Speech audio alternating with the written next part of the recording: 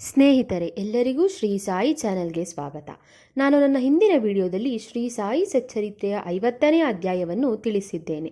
ಈಗಿನ ವಿಡಿಯೋದಲ್ಲಿ ಶ್ರೀ ಸಾಯಿ ಸಚ್ಚರಿತ್ರೆಯ 51ನೇ ಅಧ್ಯಾಯವನ್ನು ತಿಳಿಸಿಕೊಡುತ್ತೇನೆ. ಗುರುಕೃಪೆಯಿಂದ ರೋಗಹರಣ. ಶ್ರೀ ಗುರುಭ್ಯೋ ನಮಃ.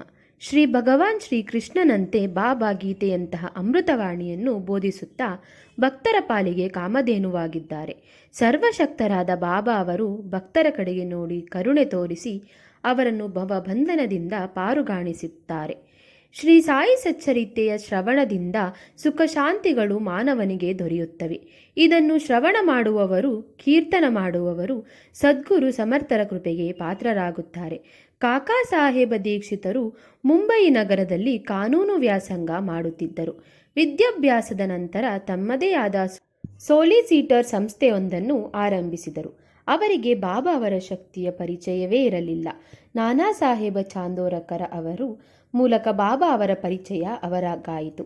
ಕಾಕಾ ಸಾಹೇಬ ದೀಕ್ಷಿತರು 1909ರಲ್ಲಿ ತಾವು ಲಂಡನ್ನಲ್ಲಿ ರೈಲು ಹತ್ತುವಾಗ ಕಾಲಿನ ಅಪಘಾತ ಸಂಭವಿಸಿತೆಂದು, ಅದು ಯಾವ ವೈದ್ಯರ ಔಷಧಿಯಿಂದಲೂ ಗುಣವಾಗಲಿಲ್ಲವೆಂದು ನಾನಾ ಸಾಹೇಬರಿಗೆ ತಿಳಿಸಿದರು.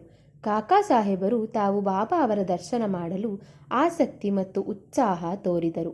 ಸಾಯಿ ಅವರನ್ನು ನನ್ನ ಭಕ್ತರು ಎಷ್ಟೇ ದೂರವಿರಲಿ ಅವರನ್ನು ಹುಡುಗರು ಗುಬ್ಬಿಯ ಕಾಲಿಗೆ ದಾರ ಕಟ್ಟಿ ಎಳೆಯುವಂತೆ ಎಳೆಯುತ್ತೇನೆ ಎಂದು ಭಕ್ತರಿಗೆ ಭರವಸೆ ನೀಡಿದ್ದಾರೆ.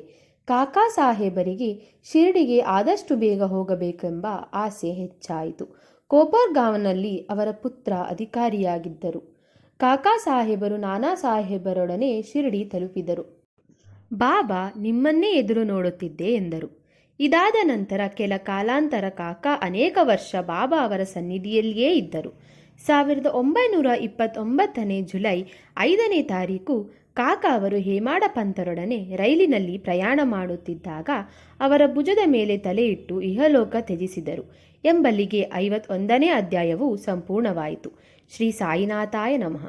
ನಾನು ನನ್ನ ಮುಂದಿನ ವಿಡಿಯೋದಲ್ಲಿ ಶ್ರೀ ಸಾಯಿ ಸಚ್ಚರಿತ್ರೆಯ 52ನೇ ಅಧ್ಯಾಯವನ್ನು ತಿಳಿಸಿಕೊಡುತ್ತೇನೆ. ಈ ವಿಡಿಯೋ ನಿಮಗೆ ಇಷ್ಟವಾಗಿದ್ದಲ್ಲಿ ಲೈಕ್ ಮಾಡಿ, ಶೇರ್ ಮಾಡಿ ಹಾಗೂ ಶ್ರೀ ಸಾಯಿ ಚಾನಲನ್ನು ಸಬ್ಸ್ಕ್ರೈಬ್ ಮಾಡಿ. ಶ್ರೀ ಸಾಯಿನಾಥಾಯ ಮಂಗಳಂ.